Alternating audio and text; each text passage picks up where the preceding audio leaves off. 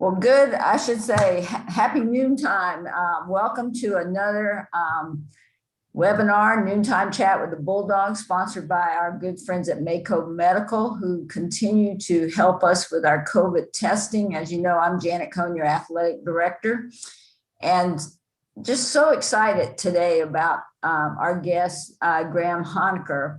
And before I turn to Graham, though, let's talk March Madness. I even wore my March Madness pin today, and I know many of you out there have been watching the selection show this week, and for men and women, we have the men's championships in Indianapolis and the women in San Antonio.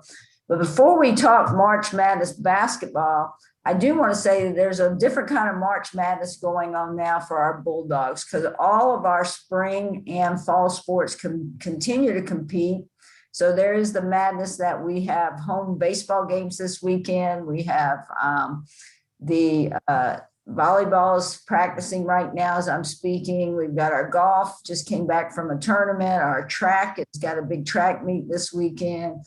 Men's and women's soccer continue to do their thing along with our tennises. So we've got a lot going on. So this is really, truly a crazy March Madness. And it's hard to believe it's just a year ago that we all shut down. And now that we get to celebrate what we did not get to have last year, I'm so thrilled to have Graham on here. And Graham, I'm going to turn this to you. We're going to ask you some questions. I'm going to interview you, and our friends that are watching can type in questions and answers, and David Jandrew will have some time for that. But, first of all, your book is getting ready to come out, the Cinderella story, sort of Butler. But tell us from your perspective, obviously you're a guy coming out of advancement, and I know how important our advancement folks are here. Kurt Swenson's our new vice chancellor for advancement. What is a person working in advancement doing, writing a book about college basketball? So tell us a little bit about how you got into this. Well, first of all, Janet, really appreciate you having me and being on the call. I've got great respect for UNC Asheville. As I mentioned to you earlier, you're in a beautiful part of the country, and I went to Wake Forest undergrad, so I missed North Carolina, particularly on the gray, rainy days that seem to be consistent from January to right now here in Indianapolis. Although it is a very exciting time. The tournament, I'm about a quarter of a mile from Hinkle Fieldhouse, where the games are going to start on Friday, so it's a bit hard, keeping my attention on my work. But the book, actually, I got a copy here, just came out 2 weeks ago, so it is available. I've been a basketball junkie since I was 10 years old. I didn't care about G.I. Joe or Darth Vader growing up. I just long been a college basketball junkie. And I've been here at Butler for almost a decade. And I came just after the two back-to-back Final Fours. I'm sure your audience knows Butler was the smallest school to ever reach the national title game. And I kept seeing this growth at the university, fundraising, applications, transformational growth. And I'd always wanted to write a book, and I started capturing this 4 or 5 years ago. And when the pandemic hit, I called my co-author, a guy named Jerry Logan, who had no tie to Butler. And I kind of like that, because if I just write the book, right, he wears the blue and white glasses. But Jerry had no tie. He was getting his PhD at Boston College. And his dissertation was on the effect that athletic success can have on the broader university. So he came to campus in 2017, interviewed a bunch of us. We stayed in touch, read his dissertation, which was great.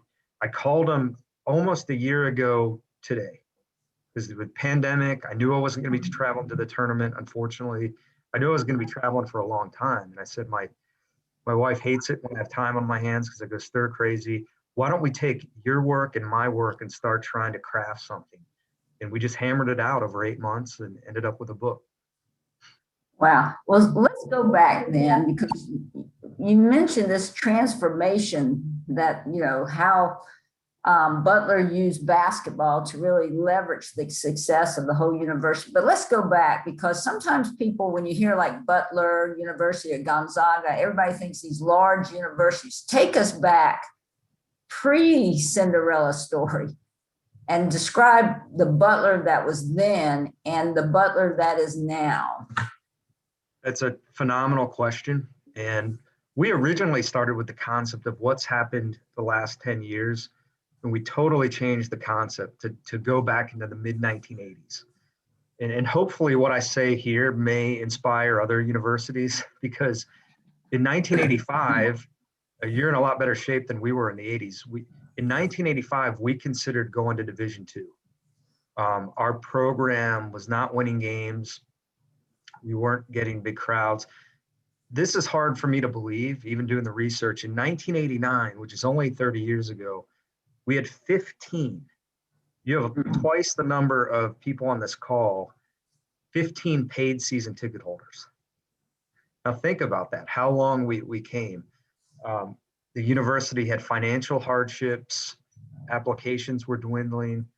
So we were in really rough shape. And in 1989, our president was a guy named Jeff Bannister. He was actually from New Zealand, but he was a geographer by discipline. And he said, we're in Indiana. I think basketball is important here. We have this amazing resource in Hinkle Fieldhouse, which hopefully some of you have been to. If you haven't, it's one of the icons in college basketball. It's where the final scenes of Hoosiers were filmed. He said, why don't we invest more in this sport and see if we can regain success that might elevate our national profile and lead to great things. And slowly, it didn't happen overnight, which is, those things don't happen overnight. But it took us about 8 years. We got back to the NCAA tournament, started winning more, crowds started getting bigger. We had more than 15 season ticket holders paying, and then ultimately hit lightning in a bottle with the Final Fours. Wow. So Butler itself was a very small school. Talk about, and maybe we hit on some of these areas so that people kind of understand what is successful. And I know Jerry's done the research on this, what success can do for a whole university. Let's go. What was enrollment then? What were applications like? And what are they like now because of the success that people know Butler? Well, I may just take us back a decade because the numbers have changed dramatically. Yeah. So when I started here in 2012, we were getting about 6,500 applications. We've more than doubled it. 2 years ago, we had 17,000. A year ago, we had 15,000. Last fall, we enrolled our third largest class ever in the midst of a pandemic. So the enrollment has grown by 600 students, 4,100 to about 4,700. And this is what we talk about in the book, is how do you capitalize on the success but keep your identity in the process? There was a lot of fear. Well, gosh, we could go from 4,100 students to 10,000, but that would really change who we were. The brand and a lot of students are attracted because of the small class sizes. So we made a hard decision right after those Final Fours to cap it at 5,000. But applications, and as you know, smaller privates have struggled with their enrollments and applications. They've gone through the roof. And you think about that halo effect that might, Janet, only last a year or two. It's now lasted a decade. And part of that, and we could talk more about it, was the invitation to the Big East Conference, which totally, that was like pouring gasoline on the fire in terms of the notoriety. And now we start seeing a demographic shift and all these students now applying from the Northeast. So even in a decade, just a real transformation in terms of enrollment and applications. Yeah. And I was going to ask you that question that, if we go back, part of your success has been able to land you in the Big East, which is quite an accomplishment. What's the benefits from having changed conferences to get in a conference like the Big East? Yeah, we have a whole chapter on this in the book. So we went from the Horizon League to the Atlantic 10 to the Big East in 3 years. We were in 3 conferences in 3 years. The Big East invitation, and we've got quotes in the book, it doesn't happen without the back-to-back Final Fours. It just doesn't happen. But it's been enormous. We argue that it's a more sustainable leverage point than the Final Fours, which fade in time. But geez, as long as we're in this conference, boy, is that good for Butler in several aspects. Number one, not only do you move into this league with Georgetown and Villanova and Creighton, these basketball powers, but really good academic schools. And the fit was important as well. Maybe we would have gotten an invitation to the Big 12 or the ACC, but that wouldn't have been a great fit for us. We don't have big time football. And so the Big East, basketball is the king at all the schools. We're the only non-Catholic school when the realignment happened. So they gave our president a priest collar to make us feel more welcome. But in terms of the exposure, right? Fox Sports 1 picks up the Big East. Now, if you're an alum living in Phoenix, Arizona, you can watch about any Butler game on TV. Like I said, the exposure in the Northeast to students now thinking about coming to Butler.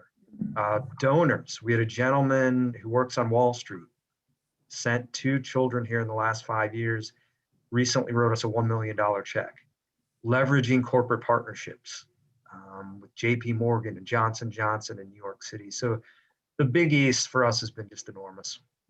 Yeah. Well, you mentioned donors. So let's go back once again, because I really want our Bulldog. It's great. We're both Bulldogs. So I can say we can let Bulldog fans and friends kind of understand this. You have very few season ticket holders. Donors to your university was struggling. Let's be honest. I've read the history. What has this done when it comes to your work as an advancement person, not only with the annual fundraising, but endowments, plan gifts, and maybe capital projects? Describe the transformation that happened.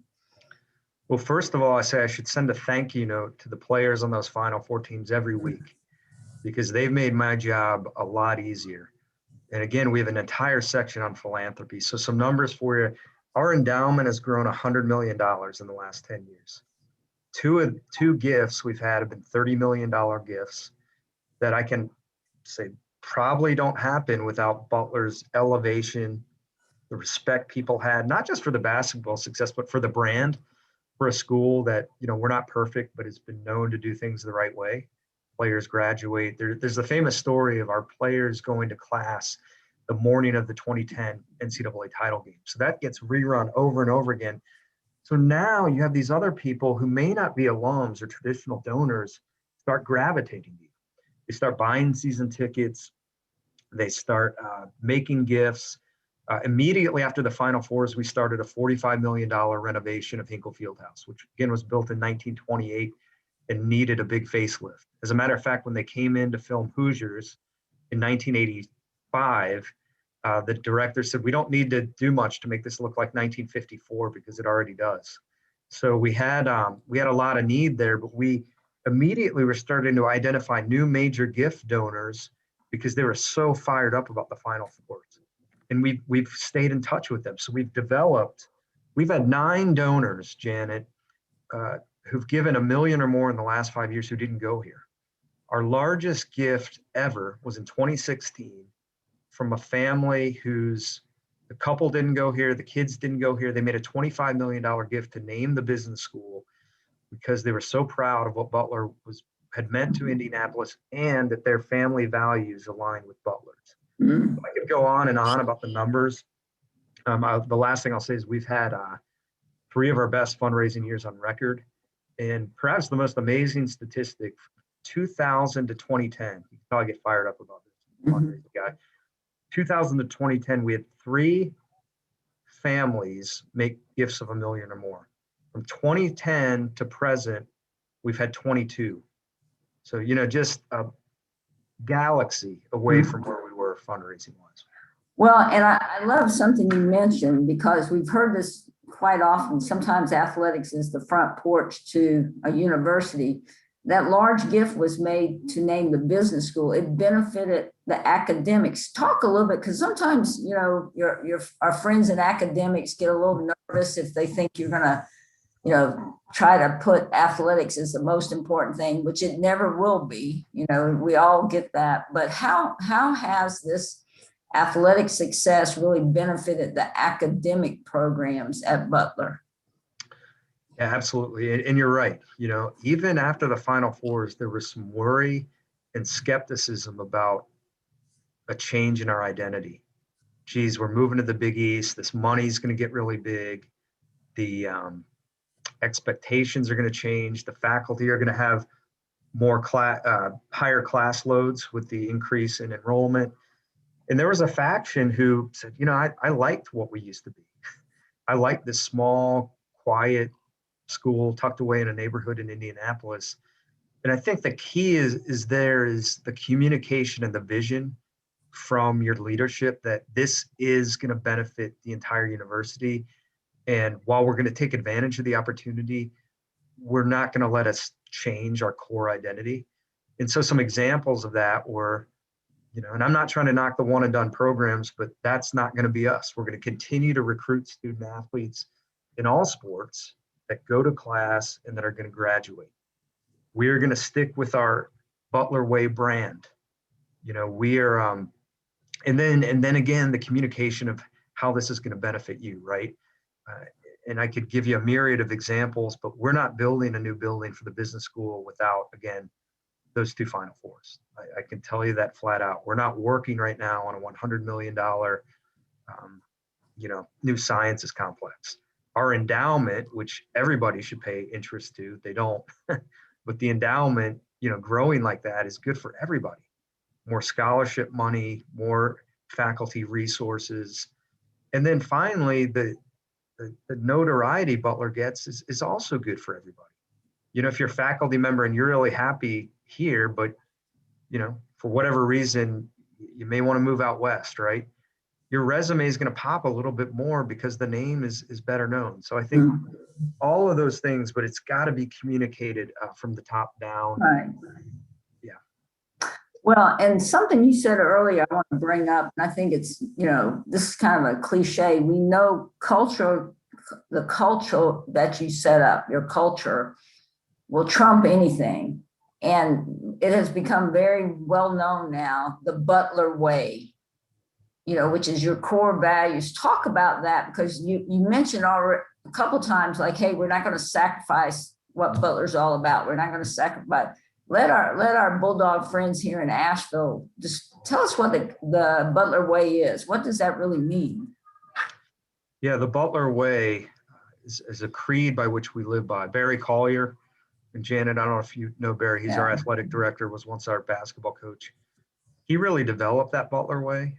He went up and met one time with Dick Bennett, Tony Bennett's father, who's the coach up at Wisconsin, and he studied how Bennett instilled culture in his teams, and he came back with principles: humility, passion, team above self, servanthood, unity. And it ultimately became this Butler Way brand of how our teams were known to play, how our student athletes were to conduct themselves, and kind of bled over to the entire university. Keeping that has been really core. And again, that was important in trying to convince those faculty that we're gonna stay the Butler Way, no matter Horizon League or Big East or whatever.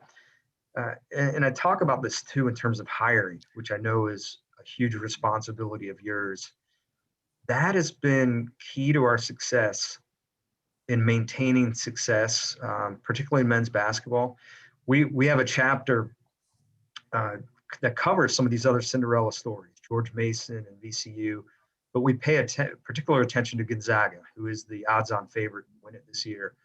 A lot of similarities. Unknown school in the 80s, basketball propels them. Difference being, though, is Mark Few has been there for the majority of that time. We've had 6 coaches, but what's key is, and right or wrong, we've made those hires from either a former player or an assistant within the program. Why? Because they understand the culture. They understand the culture. And Brad Stevens, everybody thinks, oh, that was a no-brainer hiring a guy like that. He was 30 years old. Nobody knew him. He wasn't had never been a head coach. He had actually quit Eli Lilly and was planning to wait tables at Applebee's until he could find a job in coaching. But you know what? He understood the Butler culture. Our current coach, Laval Jordan, had coached 1 year at UW-Milwaukee, and his record was 11-24, which a lot of people would say, why on earth are you hiring this guy? Well, he played here and he was an assistant here, and he understood the culture. Now that is so important. I want to ask this question too, because sometimes tell how, we know there's a focus at Butler, at Gonzaga, and I can name some other schools on their men's basketball, but how has this benefited the other sports programs? And they too have adopted this Butler way, but talk about how that kind of flows over into the other programs and how they have become more successful. It's been huge. Ironically, since entering the Big East, and there were a lot of skeptics who said, Butler doesn't have the resources, the facilities to keep up with the Georgetowns. Ironically, we've yet to win a Big East championship in men's basketball, but we've won, I think, 7 in other sports, including soccer, women's soccer. We won last week in cross country, softball. Here's how it's benefited, though. First of all, again, the name recognition. Now you have recruits paying attention to you from other areas of the country who may not have known you. That Fox contract was huge. Now we're getting significantly more revenue from TV money that is benefiting the entire athletic department. The Hinkle renovation, right? Almost all of our sports have some presence in Hinkle. Volleyball practice is there, but our football locker rooms are in there. It's a big, big place if you've ever been there. And all these sports have offices or locker rooms. So $45 million got a total upgrade. Also travel. Now we've got more budget so that the softball team doesn't have to drive to Virginia. Now they have more opportunities to fly to those places. So those are, I think, some of the key things that have really benefited all of our student athletes. Yeah. On the cover of your book, I love this. We already talked about the Butler Way, the culture. Talk a little bit, and I know you mentioned this in your book about leadership and the president and the coaches and the athletic, about the risk-taking and the innovation part and the servant leadership part of this. Yeah, the risk-taking, again, I've spoken about some of those examples. While everybody would say, again, that the move to the Big East is a no-brainer, it was a gamble. Now we're competing against, endowment is still a challenge for us. The size of our endowment's relatively small. Now we're going up against Georgetown that's got a $2 billion endowment. Our facilities outside of Hinkle are still, we're way behind the times with our competitors, right? I mean, we've got a long way to go. Fundraising never stops, right?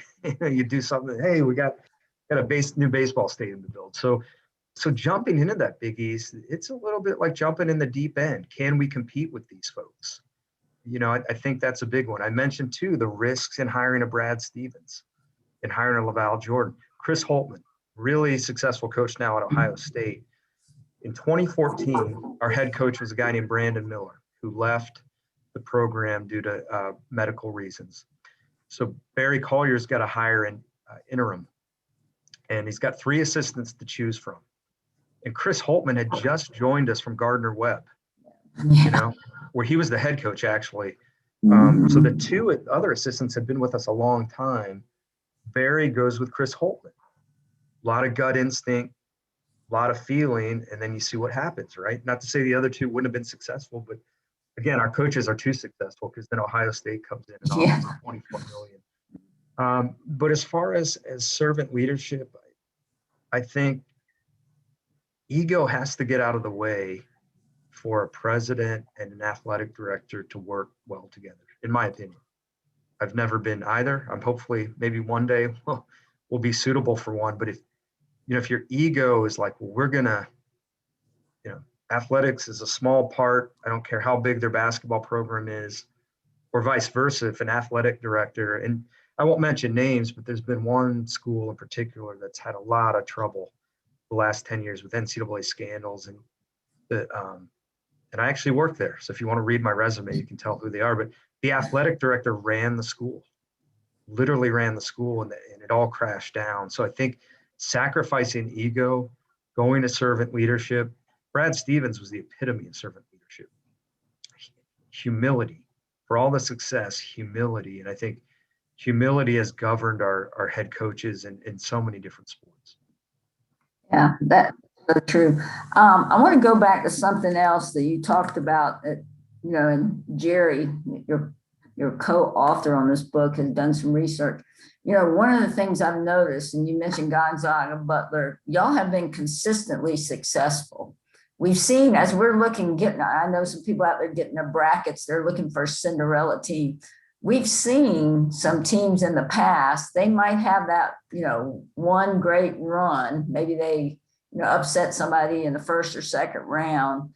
What is the difference between how consistent the Butler and the Gonzagas are? Maybe Dayton's another good example of that just has built a really good basketball program.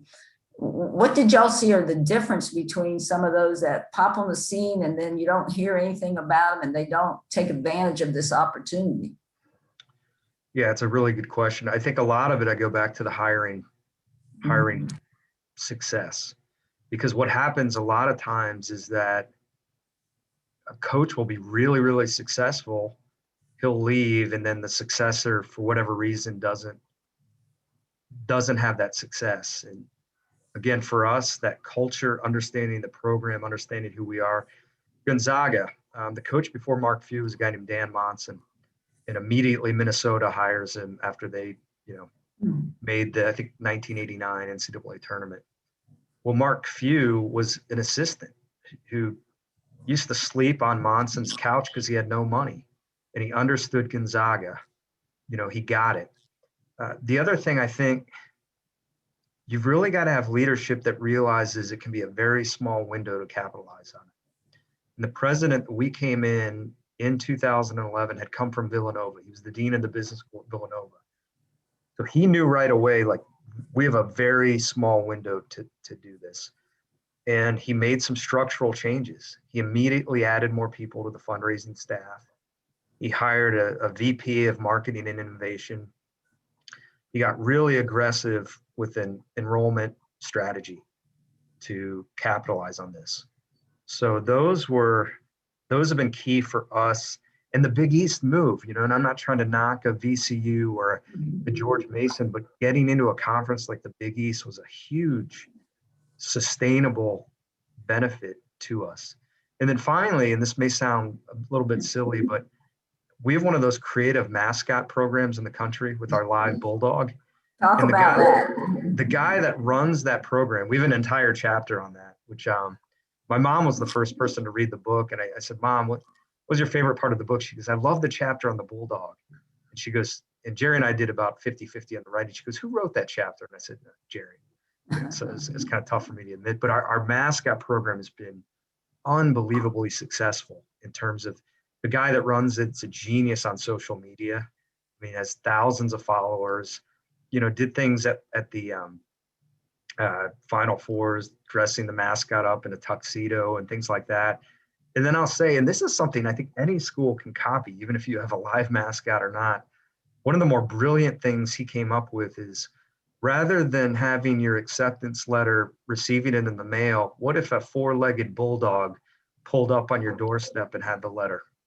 And we've been doing that for several years. It's been a little harder this past year with the pandemic, but that mascot has continued to tell the story. And then finally, I'd say is that brand, the Butler Way brand, again, knocking at George Mason, but you don't hear about the George Mason way. So that has helped extend the story as well for us. Yeah. Well, back to the bulldog, and this is another thing that we all think about. It's not and you think about Hinkle Fieldhouse and here at the University Sherrill Center, Kimmel Arena. What happened when you started winning with your students, with your fam, with your community support? Let's talk about that. What are those things that really started happening? You got the live bulldog, and I remember at one, the live bulldog was a puppy. I think y'all were just getting a puppy. That thing was all over the news, kind of being there with the team. But talk about how that changed your school spirit and the community spirit. Well, winning matters. Again, nothing takes away from the academic component, but winning matters. And when we started, we joke that this past year looked like 1989 because we only had 1,000 people in Hinkle. Now that was because it was capped. You had the alums were sort of embarrassed by the basketball program, which decades back had a proud tradition. But, it was, and you're in Indiana, right? So it should be a point of pride. So there was a morale issue. And then you start gradually increasing your success. You get into the NCAA tournament. You start winning. Students start coming to more games. People start buying more tickets. Even in early 2000s, we had to pay to get games on TV. Well, then that changes. Then Indianapolis, particularly after the Final Fours, Indianapolis now says Butler's our school, right? So that totally changes how the city thinks about Butler, and that's why you have the Lacey family, who ended up giving the $25 million gift, start migrating to you. That's why you have 9 donors give $1 million or more in the last 5 years who didn't go here. So all of that's changed. And then you talk to alumni who don't live here. We got a great story in the book of a gentleman who moved to New York in 1980, New York City. And he's asked over and over again, where's Butler? Is that Iowa? Is it Nebraska? Well, the last 10 years or so, he'll get on the subway with a Bulldog cap. Maybe sometimes they say, is that UNC Asheville? But they always go Dogs or Butler. So the name recognition totally changed. Well, and you mentioned something, because I was going to kind of, obviously, I've been to Indianapolis a lot. I've been in Hinkle, just it's anybody that's a basketball fan knows Hinkle, that is definitely, and us being, and we have some similarities, because you talked about, you are in a basketball state, you got IU, you got Purdue. We are in what, ACC land, Yep. What I call the old fashioned ACC land, the Wake Forest, the Duke, the Carolina, NC State. We have a lot of similarities. Yeah. So you really believe the Cinderella story is what's allowed Butler University, and particularly their athletic department, just to rise up and distinguish themselves in that really kind of crowded space, right? Yeah, and I will say you hit it on the head with the front porch effect. Yeah. Butler has always been a beautiful campus, good academics, great people. It was that success, primarily in men's basketball, that opened up everyone's eyes. And again, I'm lucky, as a basketball guy, to have lived in North Carolina and Indiana. That's the best, right? I will say, they made news again this week. We benefited a little bit from IU's struggles since Coach Knight left. You had people disenchanted with the program for whatever reason. Where did they migrate? They migrated to Butler because they saw maybe what they once saw how Indiana's teams played. But it is really competitive. Particularly recruiting in all sports. You've got Purdue, Notre Dame, IU, other really good schools. It was like when I went to Wake, it was so frustrating to me to land in the Greensboro airport, and they had all the memorabilia but Wake Forest, the merchandise. And same thing here, but you finally can go to the airport here and find Butler stuff. Yeah. And I'm glad you mentioned Notre Dame, because, the one thing about Asheville, we have lots of people who have moved here who have their own university, and I don't want to leave out any. We got some Notre Dame fans here, and obviously, some of the things that you're saying are so similar to us here at UNC Asheville.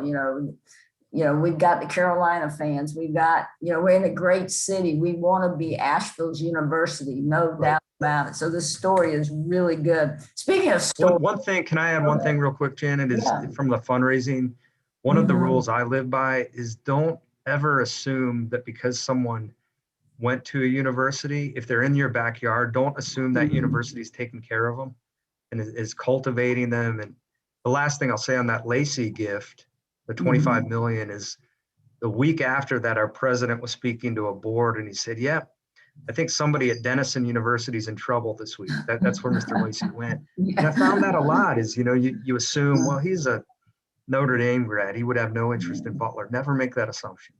No, definitely won't. Speaking of stories, tell our audience here, you got some great stories in there, and probably you have even more stories. Give us, because one of the things when we do these webinars, we're trying to give our friends something they can't get anywhere else. Tell us a couple of stories about Butler that you think were maybe some of your favorite that would be very interesting for us to hear. Yeah, I'll give you a couple. My favorite in the book is Coach Greg Popovich. So we knew raising that $45 million for Hinkle Fieldhouse was not going to be easy for us. Small base, didn't have that fundraising history. And so we'd always think like, who, thinking outside of the box, who didn't go here, but this is a national landmark, right? Hinkle Fieldhouse, who would have a tie here that would have wealth, that would be interested? And so I did strike out with a few people. I'll just mention David Letterman grew up a few blocks from here and he sent me a polite no. But Greg Popovich, the internet's a great thing where you can find out about people. And he's from East Chicago, Indiana, up near the Chicago area, and kept finding all these quotes about how he loved Hinkle Fieldhouse, loved Indiana basketball. So one Friday, I write a letter to him. Coach, we're in this campaign. We're trying to preserve Hinkle Fieldhouse. And at the end, kind of a soft sell ask, would you consider supporting the campaign? Put it in the mail, thinking 50-50, it even gets to him, right? 2 weeks later, I go to my mailbox and I've got envelope, return address, Greg Popovich, San Antonio, Texas, a very generous check included, which is one of my favorite memories here. Another one, again, basketball is such a passion here. It's a religion here that one morning, a Saturday morning, we were playing Georgetown that night at 8 p.m. I was with my 6-year-old daughter dropping some tickets off at will call. My daughter was cranky that morning, hadn't eaten. So I say, Kate, I'm going in real quick. I'm going to drop the tickets off and then we're going to go get you something to eat. Okay. I dropped the tickets off. I'm getting out of the arena and these 3 guys start sprinting at me as hard as they can. They were from New Jersey. They were basketball junkies and they had driven all night to come into the game that night. And they say, out of breath, is there any way you can walk us around Hinkle Fieldhouse? And I'm looking at my daughter who's having a meltdown. I'm looking at these guys who've driven all night. So I think I bribed my daughter with a milkshake. And I said, all right, I usually give a 45-minute tour. I got a hungry child. I'm going to give you 15 minutes, take you through it. These guys, it was like going to the moon. They were just in heaven. So we finished the tour and the gentleman goes, what do you do for Butler? And I go, I'm on the fundraising side. He pulls out his checkbook, writes $1,000 check on the spot. Yeah. So I love that one. I could tell more, but those are 2 that stand out. Oh, those are great. Hey, David Jander, I'm going to let you come forward. I know we've got some questions that some of our folks have submitted. So we'll let David is very good at this. So David, I'll give you a few minutes. Ask a few questions to Graham. Well, first I'll ask our audience, if anybody's looking for a $1,000 tour of Kimmel Arena, I am available for those. So you all have my contact info. We can set those up anytime. Graham, the first question someone asked has to do with the similarities between the sustained success that you've had at Butler and something like the Flutie effect that Boston College football had with a Thanksgiving weekend win over Miami. Yeah, we talk about the Flutie effect in the book. The one regret I have, I didn't realize until writing a book how hard it is to get photos and how expensive they are. And we didn't have a big budget from our publisher, but one regret, we have some amazing photos in the book, is we didn't get a picture of the Flutie pass. But a lot of similarities. I mean, Boston College had a huge jump in applications and fundraising. And I count them as a school that has sustained it. They've had really good leadership. Also, they navigated themselves into the ACC ultimately. And they've done a great job with it. For us, same thing. The Gordon Hayward shot didn't go in like the Flutie pass landed, but it's life-changing. It's life-changing, but it's what you do after it and the decisions you make and how aggressive you are that ultimately sustain your success. And I point to them as a school that's done it. Thank you. Another question someone has to do with, you referenced the Butler Way. Is that something that was written down somewhere? And was that something that started in athletics? Was it something that came from the university, the president, the board of trustees, whomever? And so who came up with that? And is that something that has been, documented someplace? Yeah, Barry Collier, now our AD, former coach, came up with it. So it started on the athletic side. It was not universally accepted on the academic side because it's coming from athletics and well, this is a team thing. And ultimately, again, it bled over into the entire campus and it started getting out there. And it's a story like, we had a company value what the two Final Fours meant to Butler. And if you can believe it, they came up with the number 1.2 billion with a B and earned media attention. So you'd have to pay a marketing company to get that. But probably more important were the stories that came out of it. Again, of players going to class that day. There's another famous story about Brad Stevens walking into a locker room and hearing commotion and thinking guys were fighting and they were arguing over a physics question. So it started as a concept, bled over to the campus, started getting out there, but it's what you do to back it up. You got to back it up with things that you're doing, staying out of trouble with the NCAA, which they're 5 miles away from us. So it'd be easy for them to come to our doorstep. Those things have just perpetuated the Butler Way, and we brand it. We use the Butler Way during the pandemic, as you all do, and probably some schools have had their students sign a,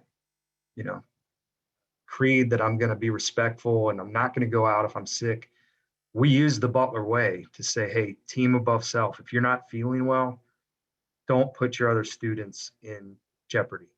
If you go over to Hinkle, now you see the Butler Way branded over there on the walls. So it just took off from the late 1980s from our athletic director.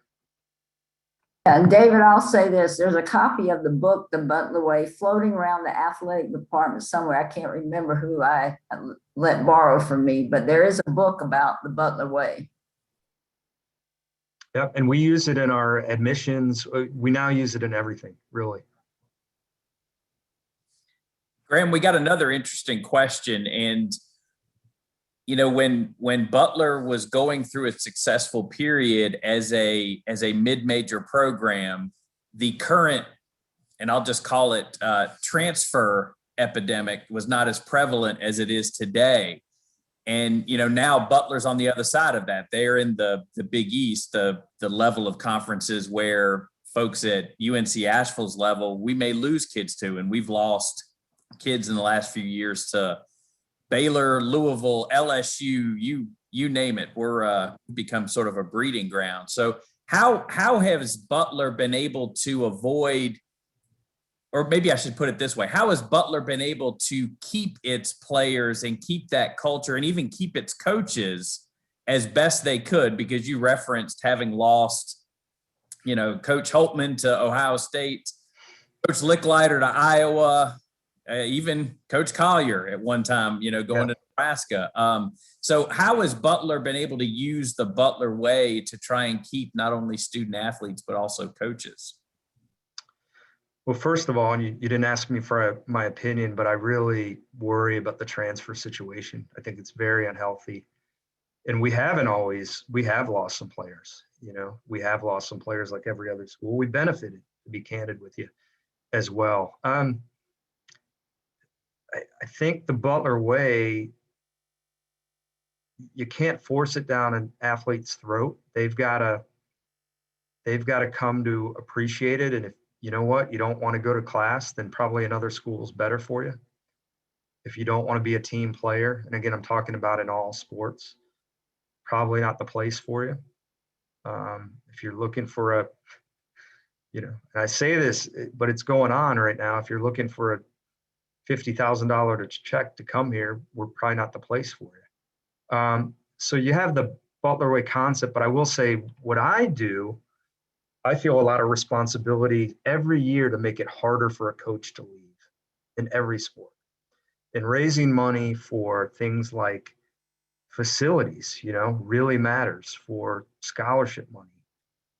Off the record, although I'm probably not off the record because I think we have 50 participants on here.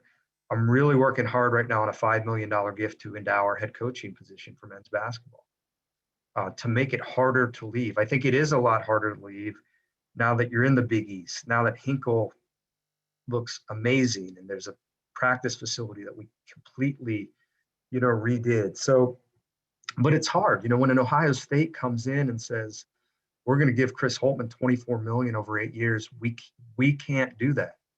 As much as I wish we could match that. And so I still believe we're going to find our mark few. I thought there were a couple coaches in the past that would have been that mark few, but now that you're in the Big East, the other thing too, I think we have a healthy culture of, if you don't make the NCAA tournament, which we didn't this year, it's not like off with your head. We want the coach gone. If you don't make it for 3 consecutive years, we might. No, I'm kidding. But I think there's a healthy mindset of our fan base. They would rather sacrifice winning to not to lose who we are, the Butler way, if that makes sense. Another question we got with culture, if you could pinpoint 2 to 3 things that were involved in either developing or even changing the culture to what you refer to as the Butler way, what would those be? Oh boy, that is a great question. I'd say the first one is one of the tenets of the Butler way is a constant focus on innovation and changing, not accepting where you are. And dare I say it, Butler's probably changed as much as any institution over the last 30 years. And one of the things I'm proud of is after the Final Fours, we've worked harder than ever to change, to grow. It's a very competitive landscape in higher education, as you all know. Academically, we're investing in new technologies in higher education to make us, relevant, because now you're competing not just against other universities, you're competing against Amazon and the Khan Academies. So that for me is a big one. And I also think humility, right? Like I don't think ego grew after those Final Fours. It was a gratitude that we were there and that we knew how once in a lifetime, hopefully maybe not once in a lifetime, those moments were, that no one I've ever said is, boy, Butler got arrogant, or they forgot about their people. I would cite those 2. Great. Thank you, Graham. And another question has to do with the relationship between the athletic department and the university, and, the relationship and how important, and this could be a difficult question. How important were athletics to Butler before this run of basketball, and how did the university's pushing of the basketball program help not only athletics but also the entire university? And so how has that relationship benefited both parties? I think it's dramatic. I think before the 1989, athletics were important. There were solid experiences playing in different teams, but the men's I don't mean to point everything to men's basketball, because I love all of our sports, but that was just transformational, how that program grew and what it meant, to the university. I cited some of those benefits, the applications, facilities, fundraising, notoriety, moved to the Big East, but a lot of institutional pride. A lot of people now proud to wear a Butler sweatshirt, or, hey, I need to give back to my alma mater. I'm really proud of them. Changed a lot. And the student athlete experience, and I give a lot of credit to Barry Collier. When he came back as AD in 2006, they did the classic customer renewal question to outgoing senior athletes. Would you come back to Butler if you had to do it all over again? And he only got a 50% response positive rate. Like, we have a lot to do to improve the quality of our student athlete experiences. So we've worked hard at that as well. That's great. Well, as we're winding down, I've got maybe 2 or 3 final things I want you to touch on. First of all, tell our Bulldog friends here in Asheville where they can get your book, and because some of them may be interested in reading. I've got my copy. And also mention the Project 44, what that is and how it's going to benefit from the sale of your book. I think that's an important part of the story. Yeah, thank you. And I don't know if I don't see that I can put it in the chat, but it's our public, you can get it on Amazon. Again, it's the Cinderella Strategy, the game plan behind Butler University's rise to prominence, or you can buy it on our publisher website, which is www.pediment.com.